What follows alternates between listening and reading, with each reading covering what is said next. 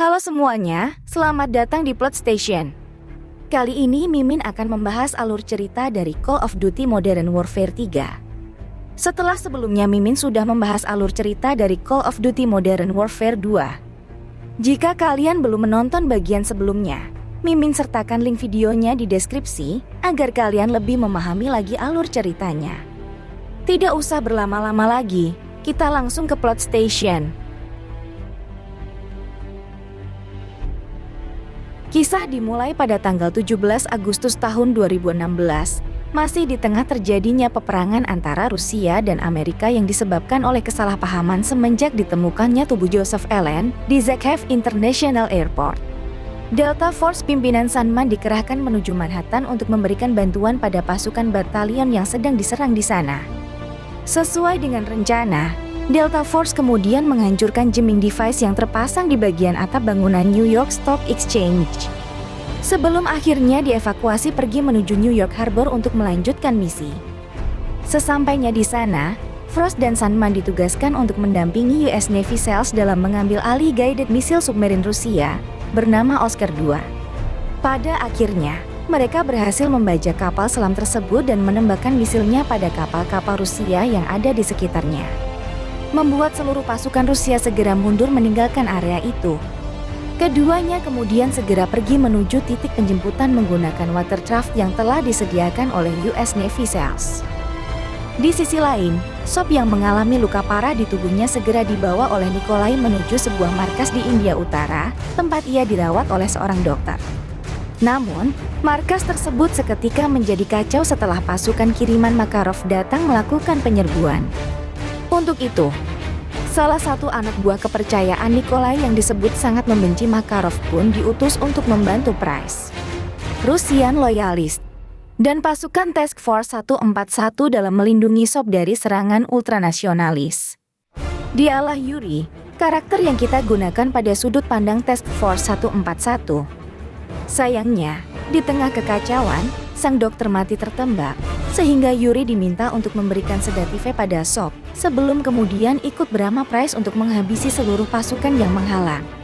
Sedangkan Nikolai membawa tubuh Sop dengan menggunakan UGV, yaitu sebuah kendaraan berarmor yang dilengkapi dengan persenjataan.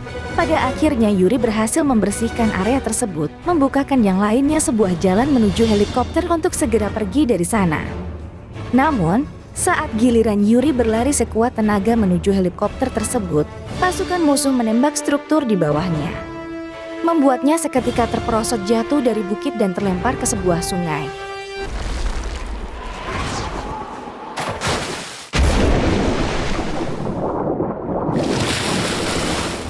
Meskipun begitu, dengan usaha kerasnya, pada akhirnya ia berhasil naik kembali ke permukaan dan segera dievakuasi oleh yang lainnya. Sekitar 2 bulan kemudian, pada tanggal 3 Oktober tahun 2016, Presiden Rusia bernama Vorshevsky hendak mendiskusikan rencananya untuk berdamai dengan Amerika dalam sebuah pertemuan di dalam pesawat. Namun, di tengah diskusi itu, tiba-tiba terjadi penyerangan dari para pembajak pesawat yang tidak lain adalah pasukan ultranasionalis. Kita yang berperan sebagai seorang agen Rusia FSO bernama Kharkov pun ditugaskan untuk memprioritaskan keamanan sang presiden dengan menghabisi seluruh pasukan ultranasionalis bersama agen lainnya. Mengetahui bahwa Alena, yaitu anak dari sang presiden sedang dalam bahaya, para agen juga kemudian menyelamatkannya dan hendak membawa keduanya ke tempat yang aman. Namun, pesawat tersebut terpaksa harus melakukan emergency landing, menyebabkan kerusakan luar biasa. Dan badan pesawat terbagi menjadi 2, sebelum secara mendadak salah satu engine-nya terlempar ke Kharkov, membuatnya jatuh tidak sadarkan diri. Terbangun dari pingsannya, para agen langsung bergerak cepat untuk mencari keberadaan Presiden Vorshevsky yang telah menghilang. Setelah menghabisi seluruh pasukan ultranasionalis yang masih saja melakukan perlawanan, mereka akhirnya berhasil menemukan sang presiden dan segera mengevakuasinya ke helikopter yang tiba di dekat sana. Namun, di luar dugaan, saat Kharkov membuka pintunya, terlihat Makarov di dalamnya, menandakan bahwa helikopter tersebut adalah milik Makarov. Tanpa ampun, Makarov langsung menembaknya, dan diikuti dengan penembakan terhadap agen lain yang juga sama terkejutnya.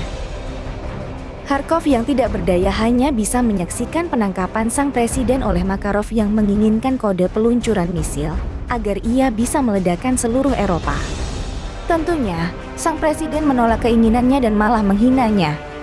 Hal ini telah membuat Makarov menjadi murka, sehingga ia meminta pasukannya untuk mencari dan menangkap Alena, anak sang presiden. Di saat-saat ini, Kharkov berusaha sekuat tenaga untuk menggapai sebuah handgun. Namun sayangnya, pergerakannya disadari oleh Makarov yang langsung menembaknya sekali lagi sampai meninggal. Kembali lagi ke sudut pandang Task Force 141. Yuri memberikan sebuah intel mengenai bentuk kerjasama antara pihak Makarov dan paramiliter lokal bernama PRF di Sierra Leone, di mana dikatakan bahwa Makarov baru saja memindahkan sebuah muatan penting ke sana dengan bantuan dari PRF. Untuk itu, pada tanggal 5 Oktober, Price, Yuri, dan Soap yang telah pulih bergerak ke sebuah desa yang dipercaya sebagai tempat muatan milik Makarov berada. Mereka bergerak dari satu tempat ke tempat lainnya, sampai akhirnya terlihatlah sebuah helikopter yang sedang membawa muatan milik Makarov. Menandakan bahwa waktu mereka semakin menipis. Sesuai dengan arahan Nikolai, ketiganya kemudian bergerak menuju gereja yang dapat mengarahkan mereka langsung ke tempat muatan disimpan. Namun, saat Yuri mendobrak sebuah gerbang di dalam gereja, tiba-tiba ia diserang oleh Haina dan beberapa pasukan PRF, membuat misi mereka dalam mengamankan muatan Makarov gagal. Keesokan harinya, lebih tepatnya tanggal 6 Oktober, satelit Prancis mendeteksi sebuah ancaman di London, sehingga mereka segera mengkontak pihak MI6 mengenai hal ini. Menanggapi laporan tersebut, MI6 kemudian mulai menjalankan investigasinya terhadap kota London. Dan ditemukanlah beberapa muatan milik Makarov yang berisikan bahan kimia yang tidak teridentifikasi sedang dibawa di dalam truk. Untuk mencegah terjadinya hal yang tidak diinginkan, pasukan SAS pimpinan Sergeant Waltraff pun diutus ke London. Kita yang kini berperan sebagai Burns mulai bergerak bersama timnya untuk mengamankan semua truk yang diduga sedang membawa bahan kimia. Pasukan SAS sempat mengamankan sebuah truk, namun tidak ditemukan apapun di dalamnya. Mereka pun melanjutkan pencarian dengan mendesak habis pasukan ultranasionalis yang berada di kereta bawah tanah. Kereta tersebut berakhir terombang-ambing dan menabrak kendaraan yang mereka gunakan, seketika membunuh salah satu pasukan SAS. Burns yang terbangun dari pingsannya kemudian bergerak bersama Waltraff ke jalanan di London untuk membantu pihak kepolisian London dalam menghentikan sebuah truk yang sedang melaju kencang.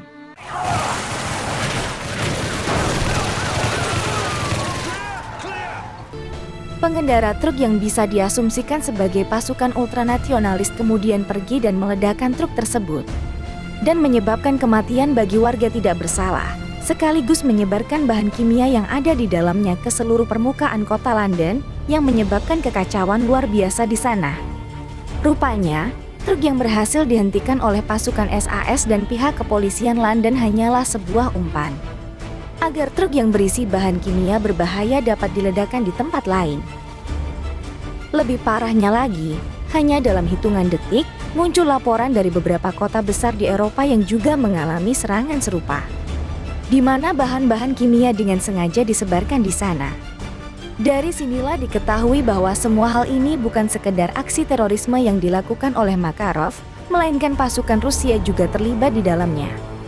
Mereka sengaja menyebarkan bahan kimia berbahaya di Eropa untuk kembali melakukan penyerangan besar-besaran pada Amerika, melanjutkan Perang Dunia Ketiga yang masih saja belum usai. Di saat yang bersamaan, Wakil Presiden Amerika yang sedang berada di Jerman untuk menghadiri pertemuan perdamaian yang hendak dilakukan oleh Presiden Rusia sebelumnya, ikut ditangkap. Sehingga pasukan Delta Force dikerahkan ke Hamburg untuk menjalankan misi penyelamatan Wakil Presiden Amerika. Singkat cerita, dengan menggunakan berbagai persenjataan, pada akhirnya pasukan Delta Force berhasil mendesak mundur seluruh pasukan Rusia dan mencapai tempat yang dipercaya sebagai keberadaan sang Wakil Presiden.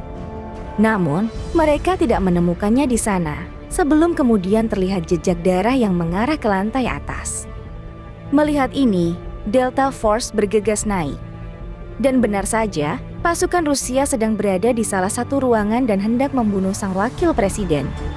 Sebelum mereka bisa melakukan itu, Delta Force telah sampai dan menghabisi mereka semua, menyelamatkan sang wakil presiden. Di sisi lain, pasukan Task Force 141 masih terus berusaha untuk mengejar Makarov. Price mencari intel mengenai Makarov dengan menghubungi kapten lamanya, Macmillan yang kini telah menduduki posisi Jenderal Mayor. Meskipun sebenarnya Macmillan tidak diperbolehkan untuk memberitahu informasi apapun pada Task Force 141 yang pada saat itu telah dianggap sebagai regu pemberontak.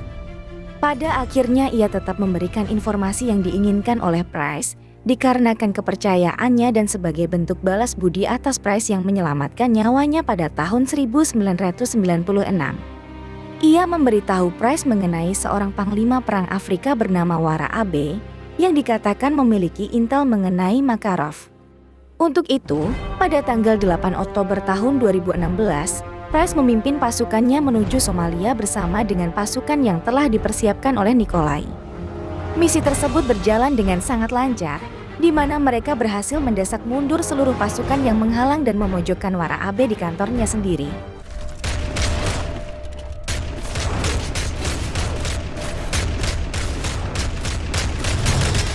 Di sanalah Price memulai interogasinya dengan meminta Yuri dan Sop menggunakan masker gas terlebih dahulu. Ia kemudian mengaktifkan bahan kimia berbahaya di ruangan itu dan memberikan Wara Abe pertanyaan mengenai keberadaan Makarov. Sebagai gantinya, bila Wara Abe menjawab, maka ia akan mendapatkan masker gas. Wara Abe yang semakin lama menjadi semakin takut dan panik, akhirnya memutuskan untuk memberitahu bahwa perantara antara dirinya dan Makarov adalah seseorang bernama Falk yang sedang berada di Paris. Mendapatkan jawaban yang diinginkan, Price langsung memberikannya masker gas, sebelum kemudian menembak kepalanya dan pergi dari sana. Namun, saat ketiganya hendak pergi dari desa tersebut menggunakan helikopter Nikolai, tiba-tiba helikopter tersebut tertembak oleh roket launcher. Price pun memanggil tim Echo untuk melacak keberadaan Nikolai dan mempersiapkan kendaraan untuk mereka semua. Setelah dilacak, Price, Sop, dan Yuri segera pergi ke tempat jatuhnya helikopter Nikolai dan membantunya keluar dari desa tersebut. Kenyataan bahwa Falk sedang berada di Paris, sedangkan di Eropa sedang terjadi peperangan besar-besaran telah membuat misi ini sangat tidak memungkinkan untuk dilakukan oleh Task Force 141. Untuk itu Price menghubungi Sandman dari Delta Force dan mempercayainya untuk menangani Falk. Sedangkan dirinya akan pergi ke headquarter Makarov di Eropa. Pada tanggal 9 Oktober tahun 2016, Sandman dan Frost bersama pasukan Delta Force lainnya mulai menjalankan operasi gabungan bersama GIGN, yaitu unit polisi elit Prancis pimpinan Sabre, untuk mencari keberadaan Falk. Pasukan Delta Force bertemu dengan GIGN di sebuah restoran, tempat Sabre memberitahu Sandman bahwa Falk kini sedang bersembunyi di dalam Catacomb. Bersama-sama, kedua pasukan ini kemudian mencapai Catacomb yang dipenuhi dengan rangka manusia dan beberapa pasukan Rusia yang berjaga. Di tengah perlawanan terhadap pasukan Rusia, tiba-tiba saja terlempar sebuah flashbang, menyebabkan penglihatan mereka semua menjadi kacau. Di tengah kebutaan ini, Frost melihat sosok Falk yang berusaha untuk melarikan diri dari mereka. Untuk itu, seluruh pasukan pun segera bergerak melakukan pengejaran terhadapnya, yang diketahui sedang berada di dalam mobil abu-abu. Menggunakan sebuah van, pada akhirnya Delta Force berhasil memojokkan Falk dengan menabrak mobilnya sampai tersudut.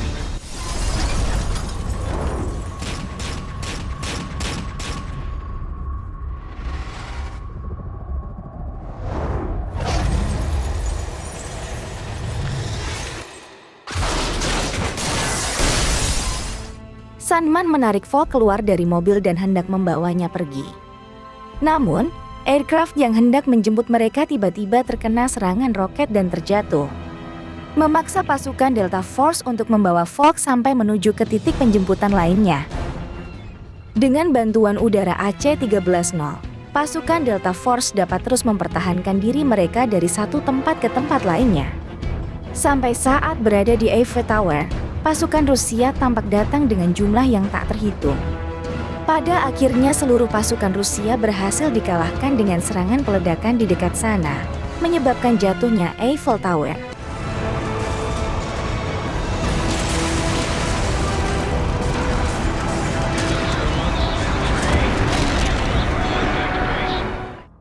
Bersamaan dengan itu, helikopter Amerika datang menjemput mereka semua, dan Falk mulai diinterogasi. Dalam interogasi, Falk menyebutkan bahwa Makarov hendak melakukan sebuah pertemuan di Hotel Lustig, Prague. Informasi ini kemudian diberikan pada Price, sehingga pada tanggal 10 Oktober tahun 2016, Price memecah timnya menjadi dua. Soap dan Yuri akan berada di sebuah gereja yang tidak jauh dari Hotel Lustig untuk memberikan bantuan jarak jauh, sedangkan Price akan bergerak masuk ke dalam hotel. Sesuai dengan rencana, misi ini dimulai di sebuah selokan, tempat Price, Soap, dan Yuri kemudian bertemu dengan Kamarov yang dulunya adalah pemimpin dari Rusian loyalis. Tapi, sekarang ia telah menjadi bagian dari Czech Resistance. Dengan bantuan dari Czech Resistance, mereka mulai menyelinap masuk ke dalam area musuh dan menghabisi pasukan yang berjaga satu persatu. Sebelum akhirnya Soap, Yuri, Price, dan Kamarov mencapai posisinya masing-masing. Soap dan Yuri berada di dalam gereja, sedangkan Price dan Kamarov mempersiapkan diri mereka untuk masuk ke dalam Hotel Lustig.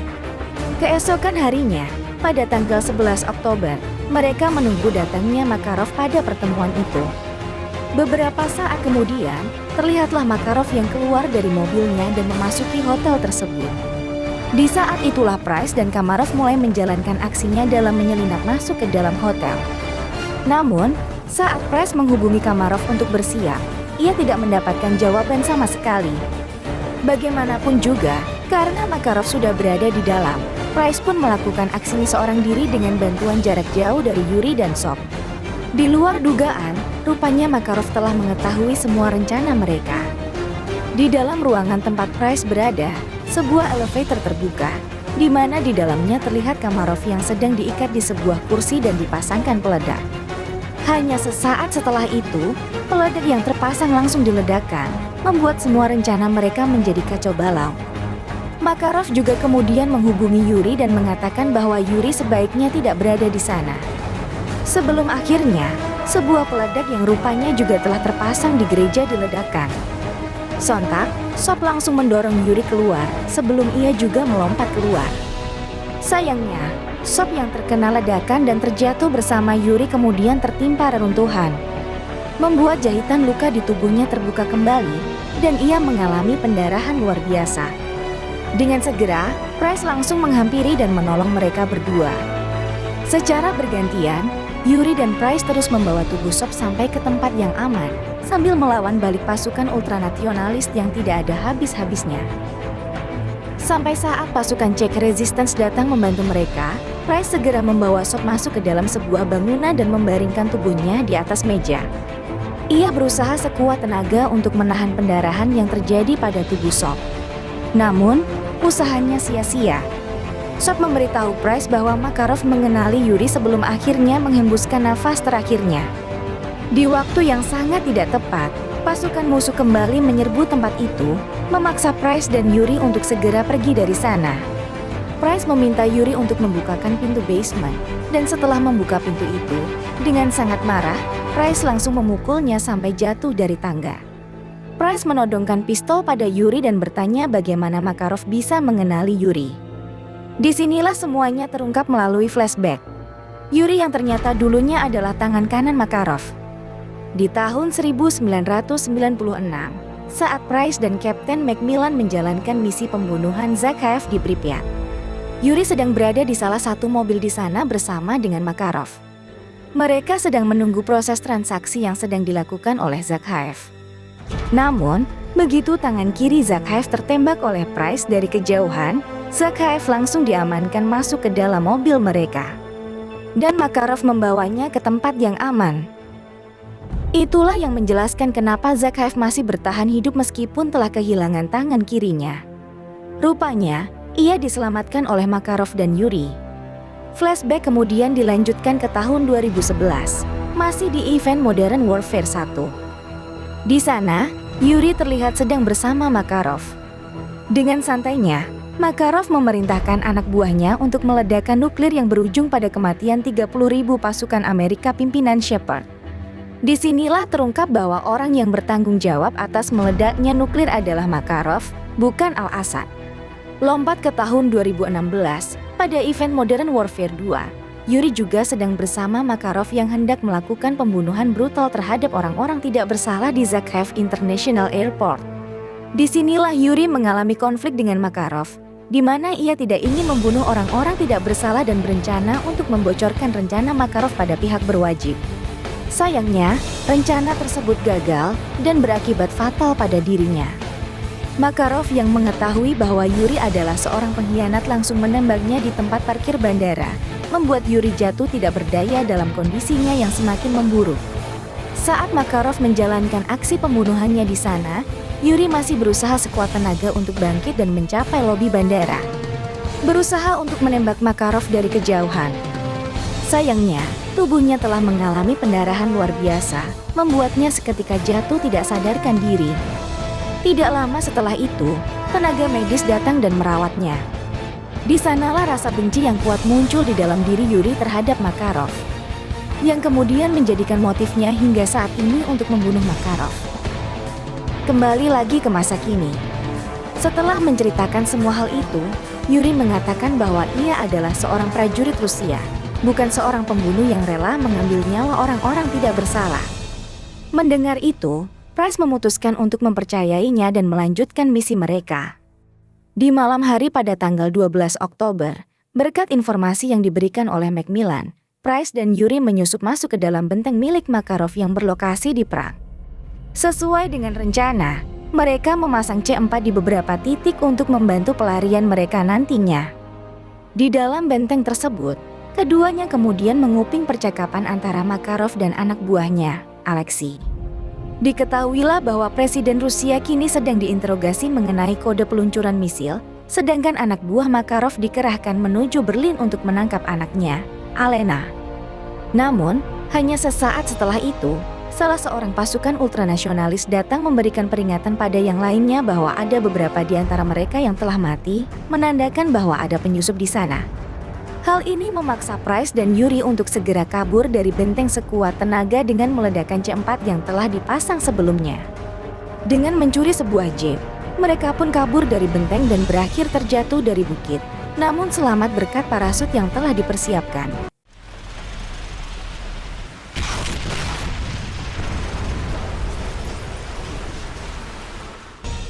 Sekali lagi keduanya kemudian dijemput oleh Nikolai. Price memberikan informasi mengenai keberadaan Alena di Berlin pada Delta Force dan mempercayai mereka untuk menyelamatkannya. Untuk itu, pada tanggal 13 Oktober, pasukan Delta Force segera bergerak ke sebuah hotel di Berlin yang merupakan tempat Alena bersembunyi. Rencana awal mereka adalah dengan memecah tim menjadi dua. Tim Granite akan masuk ke dalam hotel untuk menyelamatkan Alena, sedangkan Sandman dan pasukannya akan membantu mereka dengan memberikan bantuan jarak jauh. Sayangnya, saat masuk ke dalam sebuah ruangan, terjadi sebuah peledakan yang seketika membunuh seluruh pasukan tim Granite. Kondisi ini memaksa Sandman dan pasukannya untuk menggantikan tim Granite dalam menyelamatkan Alena. Singkat cerita, setelah melalui peperangan luar biasa yang melibatkan banyak peledakan dan runtuhnya gedung-gedung besar, sampailah mereka di hotel tempat Alena berada. Satu persatu lantai dinaiki oleh Delta Force, sambil mengalahkan seluruh pasukan ultranasionalis yang menghalangi jalan. Sampai saat mereka mencapai ruangan Alena dan telah bersiap untuk mendobraknya, tiba-tiba saja terjadi peledakan dari dalam yang sengaja dilakukan oleh pasukan ultranasionalis. Hal ini telah membuat pasukan Delta Force terjatuh, namun Frost berhasil membunuh para musuh dengan menggunakan senjata Sandman. Sayangnya bertepatan dengan bangunnya pasukan Delta Force, Alena telah diculik dan dibawa menggunakan helikopter ultranasionalis. Kabar buruk ini kemudian disampaikan oleh Sandman pada Price. Sandman mengatakan bahwa pasukan ultranasionalis membawa Alena ke sebuah tambang bernama Diamond Mine, tempat ayahnya, yaitu sang presiden ditahan. Untuk menyelamatkan nyawa sang presiden dan anaknya, pasukan Task Force 141 dan Delta Force memutuskan untuk menjalankan operasi gabungan dan mulai bergerak ke Diamond Mine. Kita yang berperan sebagai Yuri melakukan penyerbuan pada pasukan ultranasionalis di sana bersama dengan seluruh gabungan kedua pasukan ini, kecuali Frost. Dalam penyerbuan ini, mereka berhasil menemukan dan membebaskan Alena. Sesuai dengan informasi dari Alena yang memberitahu bahwa ayahnya ada di bagian dalam tambang, mereka pun sekali lagi bergerak masuk dan melakukan pengejaran pada pasukan ultranasionalis yang sedang menggiring sang presiden masuk ke dalam sebuah ruangan dengan gerbang baja. Atas perintah Price, Yuri meledakkan bagian atas ruangan tersebut dan berhasil menyelamatkan sang presiden.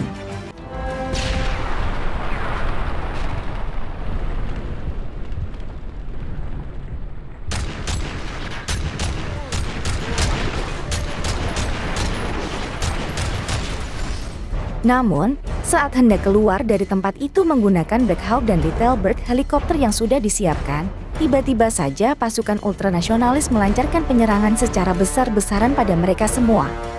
Di sanalah Little Bird helikopter hancur akibat tembakan RPG musuh, mengakibatkan Yuri yang terkena dampaknya seketika jatuh tidak sadarkan diri. Sedangkan sang presiden langsung dibawa masuk ke dalam Black Hawk helikopter. Beberapa saat kemudian, Yuri terbangun dari pingsannya dengan kondisi pasukan gabungan yang telah terdesak oleh ultranasionalis. Bersamaan dengan ditariknya tubuh Yuri ke tempat yang aman, terlihat Sandman yang meminta Price untuk masuk ke dalam helikopter terlebih dahulu, menjaga keamanan sang presiden. Posisi Price pun diganti dengan pasukan lain, memberikannya waktu untuk menarik Yuri masuk ke dalam helikopter. Di titik inilah secara terpaksa, sang pilot mulai menjalankan helikopter pergi dari tempat itu, meninggalkan Sandman dan pasukannya yang rela berkorban demi menahan serangan musuh.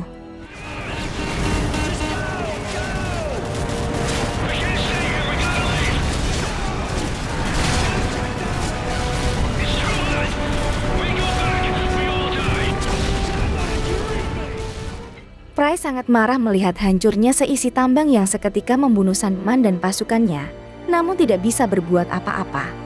Presiden Vorshevsky dan Alena pada akhirnya pulang kembali ke Moskow dengan selamat. Sang presiden kemudian mengumumkan keputusannya dalam berdamai dengan Amerika. Dengan begitu, Perang Dunia Ketiga telah dihentikan, dan reputasi Task Force 141 kembali dipulihkan. Namun, bagi Price dan Yuri, masih ada satu hal yang harus mereka bereskan, yaitu Makarov. Pada tanggal 21 Januari tahun 2017, Price dan Yuri yang telah bersiap menggunakan Juggernaut Suite mulai menjalankan misi pembunuhan Makarov di Hotel Oasis yang berlokasi di Dubai. Di bawah arahan Nikolai, kita yang kini berperan sebagai Price kemudian melakukan penyerangan beruntun pada pasukan ultranasionalis dari satu lantai ke lantai lainnya bersama dengan Yuri. Saat keduanya sedang berada di dalam elevator, sebuah helikopter menyerang mereka, membuat keduanya langsung menembak jatuh helikopter tersebut. Namun, tanpa diduga-duga, badan helikopter tersebut menabrak elevator dan merusak Juggernaut Suite mereka. Secara terpaksa, Price dan Yuri pun melepaskan Juggernaut Suite dan melanjutkan perjalanan sampai ke lantai 27 menggunakan elevator lainnya. Sayangnya, di tengah Price dan Yuri melakukan pengejaran pada Makarov, sebuah helikopter muncul dan menembaki mereka, menyebabkan runtuhnya lantai tersebut.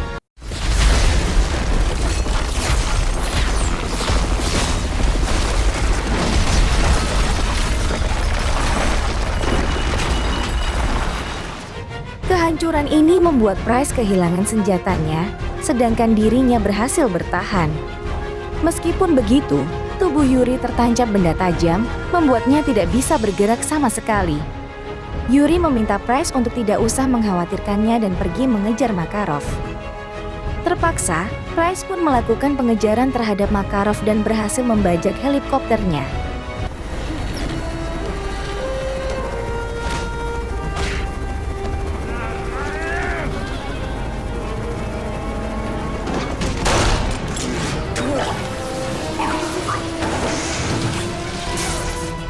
Ia kemudian mencoba untuk mengendalikan helikopter agar tidak terjatuh, namun gagal.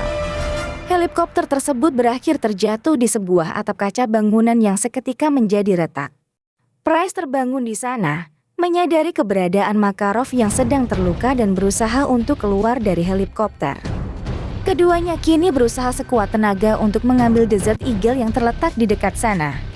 Price berhasil mengambilnya, namun Makarov langsung menginjak tangannya, membuat genggaman Price seketika terlepas. Makarov kemudian mengambil senjata itu dan hendak membunuh Price. Untungnya, Sebelum bisa melakukan hal itu, Yuri datang dan menembaknya. Perhatian Makarov segera teralihkan pada Yuri. Dan ia pun menembak Yuri berkali-kali sampai akhirnya tewas di tempat. Price menggunakan kesempatan ini untuk menjatuhkan Makarov dan memukulnya berulang kali sampai tidak berdaya. Setelah itu, ia melilit sebuah kabel pada leher Makarov dan memecahkan atap itu. Secara langsung membunuh Makarov dengan menggantungnya.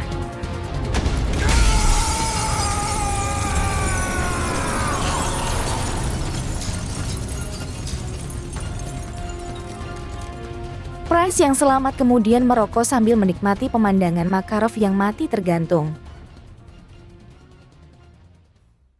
Itu dia akhir dari cerita Call of Duty Modern Warfare 3. Terima kasih buat kalian yang sudah menonton konten ini.